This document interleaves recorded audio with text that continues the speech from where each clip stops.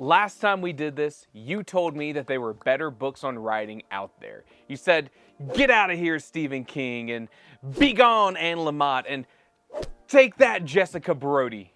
The comments were flooded with recommendations and I listened. I saw you mention The Art of Fiction by John Gardner and The Anatomy of Story by John Truby, and originally I planned on tackling both of these books in this video. But there was a problem. The Art of Fiction by John Gardner was so dense with information, with so many good tips and takeaways, that I could not fit another book in this video. Doing so would just be a disservice. This book absolutely has to be one of the best books on writing out there, and I read it so that you don't have to, though you really should. It wouldn't surprise me if there were people out there who didn't like this book, though. If you think that you know of a better book on writing, or there's another book that you want to see done in this series, then let me know down below. We've been getting some comments about books that have really great takeaways on writing techniques, how to structure sentences or word choice, or simply how to write better. And if you know of a good book that helped you become a better writer, then let me know. There's links to all the books I mentioned down in the description below, and for every book that you pick up with that link, Bailey gets a special treat. Please. Like and subscribe for more videos like this, and on to The Art of Fiction. The Art of Fiction by John Gardner. The Art of Fiction is broken into two different parts. John Gardner states that part one is all about the theory of fiction, and boy, does he really mean theory. And part two is more technical advice. Gardner starts out with a note on art that we should always keep in mind when accepting writing advice. Art has no law. Art has no set of rules that must be followed. And as we go through the advice in this book, keep in mind that advice is simply that. It's advice. It's a recommendation, a try this and see if it works for you sort of encouragement. And hopefully, many of the tips provided in these books will help you become a better writer, but don't sacrifice your own method because one book or another says that you have to. Be picky about what you apply to your writing method. It's your writing method. A sentiment that I always repeat is that you should learn the rules so that you know how and when to break them. Gardner emphasizes this throughout his first chapter, and he reiterates maybe the most important point of learning to write. No matter how much you read about writing, how many books you buy, or how many tricks that you learn, all of this advice is nothing without writing. You have to write. You can do all the research you want about becoming a great writer, but you will make no true progress until you write. And you can still study great writing, and Gardner suggests that you do. He claims that you can't hope to write well unless you learn to analyze fiction. And in that case, he's referring to the analysis of what makes a story great, how to weave a plot and create characters.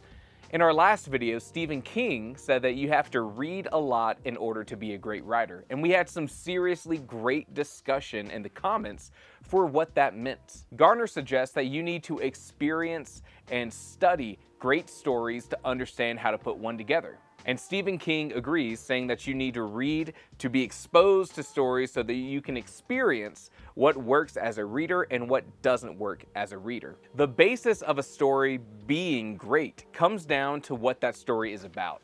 Not so much like the blurb on the back of the book, but the fact that great stories are human stories. The subject of the stories, that can be whatever you want. Science fiction, fantasy, mystery, thrillers. But the core of the story is a human experience and human emotions. And when you get to writing, there is one important skill that you must have.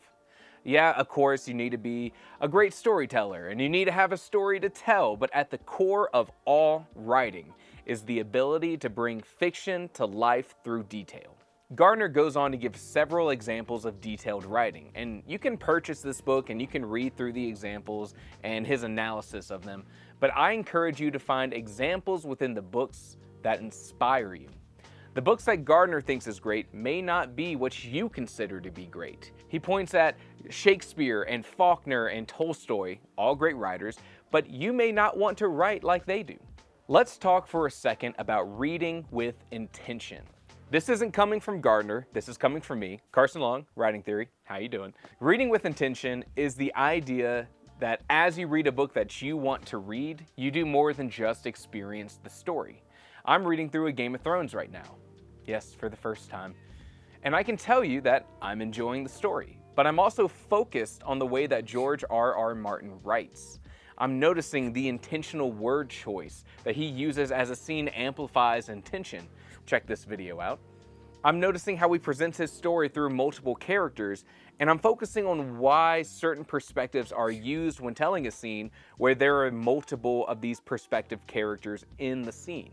Why are we seeing this specific scene through this character's eyes and not another character's? I'm focusing on the way that Martin is able to hint at a history between two characters without just saying it.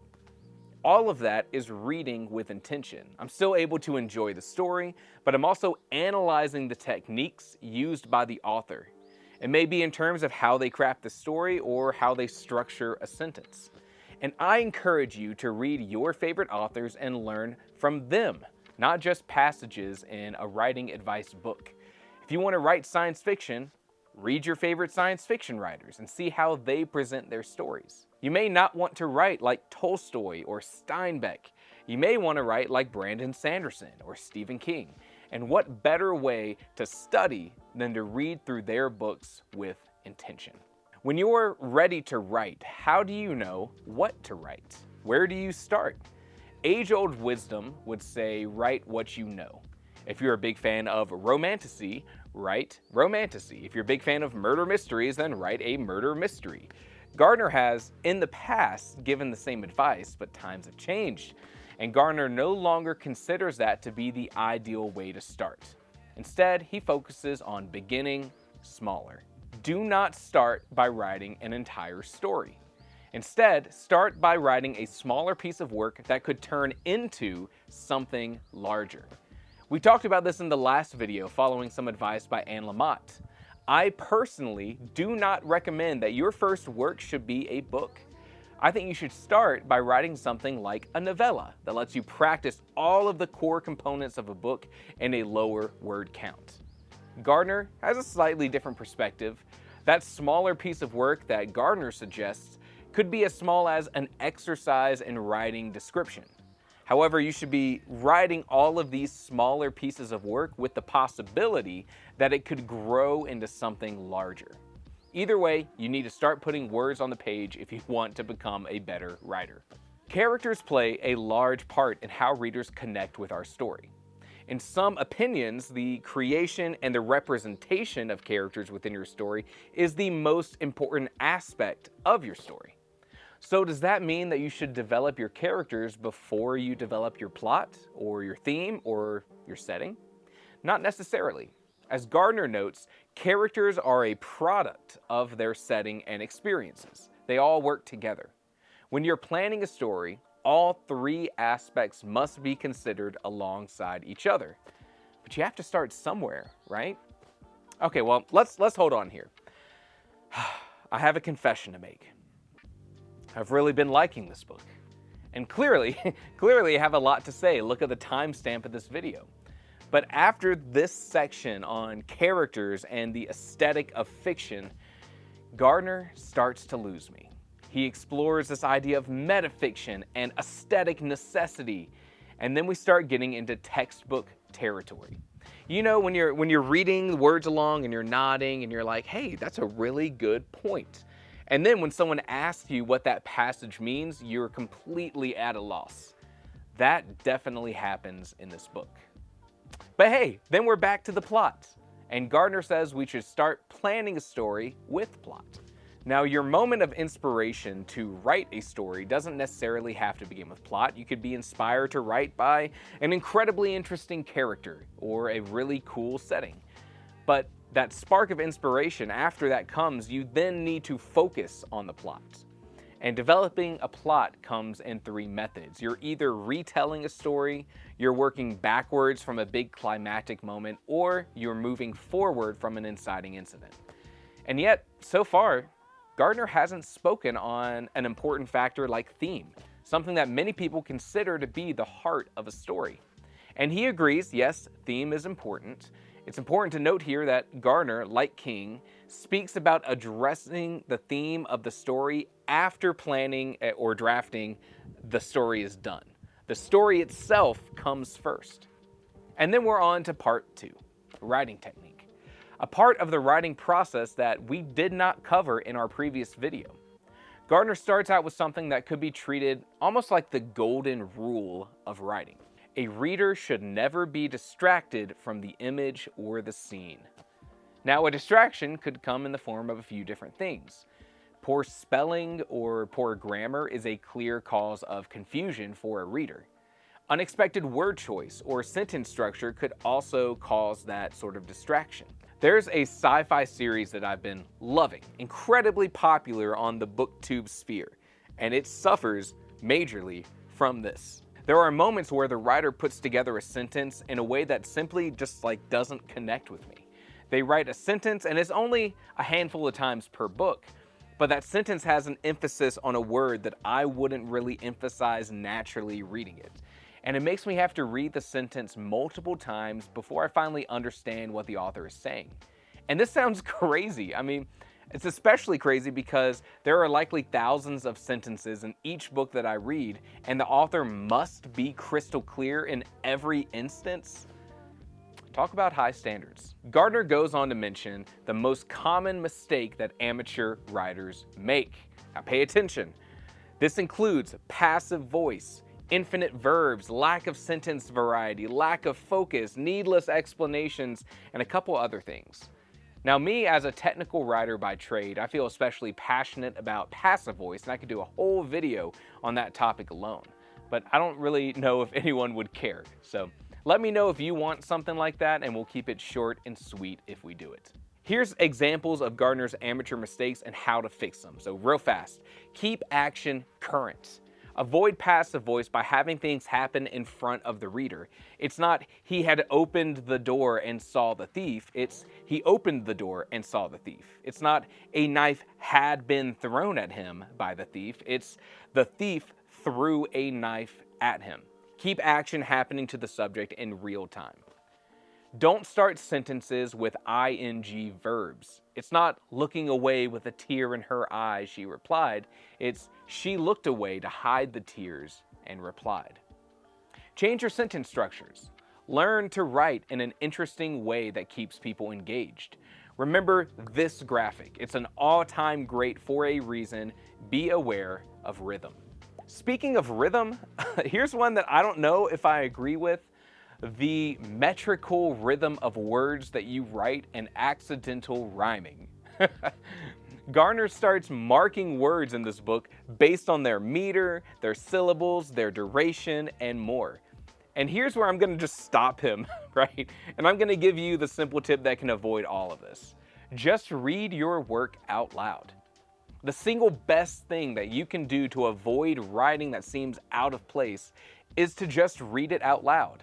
I firmly believe that learning to speak well also leads to writing well. And there's a skill that you develop that connects your natural way of speaking or thinking with your natural way of writing. And I don't mean this in any sort of ableist way. I just mean that you have to work to connect the voice that you hear in your head to some method of output. And that is just through practice.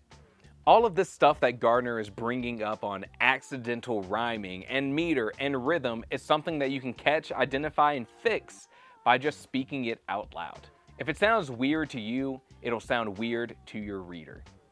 And the last thing that he mentions to avoid is unnecessary explanation. This one's harder to learn and fix, and it's something that's just trained by practice. You sort of learn over time how much to present to a reader. And you learn by making those mistakes. But also, this is something that's refined through your drafts. It's okay to explain or detail too much in your proto-draft, more on that here, as long as you tighten up your story through revisions. Lastly, Gardner hits on something called psychic distance, which, first off, great band name. We should look into that. This is the idea that your story needs to be consistent in the distance between narration and the characters. Does the reader experience thoughts within your characters? Or does the reader experience life from a more removed narrator? There's not like a right answer for what you should be doing, but switching between those two distances can be jarring. Here are examples from a removed psychic distance to a very up-close psychic distance. And this idea of the psychic distance is an interesting one to me. And had I uncovered this concept organically in sort of my own studies, I probably would have equated it more to the consistency of perspective, as each of these levels of distance equates more to a style of point of view to me, but we'll get into that later. Gardner goes on to tackle the chapter on technique, which was a real letdown to me. Here I'm expecting like true writing craft takeaways, but instead I'm hit with 20 pages of analysis of absurdist fiction and more of this sort of textbook style content. And then Gardner seems to understand that we've lost the thread and he brings us back around to vocabulary. And now we can get more into the technique that I was wanting to learn about. It is undeniable that a writer needs to have a firm grasp on vocabulary and word choice. Gardner emphasizes that the vocabulary doesn't necessarily need to be complex. A diverse vocabulary can be an effective tool for writing, but it can also be used to a fault. A great writer is able to stitch together ornate language and simple language into a pleasing reading experience, with the two sort of complementing each other as a textural emphasis. And Gardner seems to believe in everything in moderation. A writer leaning too much into ornate language creates a difficult to read, dense writing, and he says that practice teaches balance. However, a writer with a limited vocabulary who has not expanded that vocabulary has a natural ceiling on their writing. And I agree with that. It's like you haven't yet accumulated all the right tools for a job. Now, Gardner doesn't go on to discuss how to develop your vocabulary, so I will. This is another argument in the case of must a writer read. Reading will often expose you to more language. However, you can also get some similar kind of exposure from any storytelling medium, movies, television, video games. The most important thing is that you're open to this sort of discovery of vocabulary. When you hear a word or phrase that you don't know the meaning to, look it up. Now, most people will likely learn vocabulary through context clues, more than just like flipping through a dictionary, which works as well, but having a definition for the new word that you just learned ensures that you don't end up making any embarrassing mistakes. And I recommend, again, just read your favorite authors. Yes, you might expand your vocabulary by reading H.P. Lovecraft, who writes in this sort of dense academic English that almost requires a dictionary on hand. But when will you be using language like that in your own writing? If you plan on writing like Lovecraft, then sure, study his writing, learn his vocabulary. If you want to write like Stephen King, then study his vocabulary and his word choice. You should expand your vocabulary by studying the authors that influence you, because that's the vocabulary that you will actually be using in your own writing.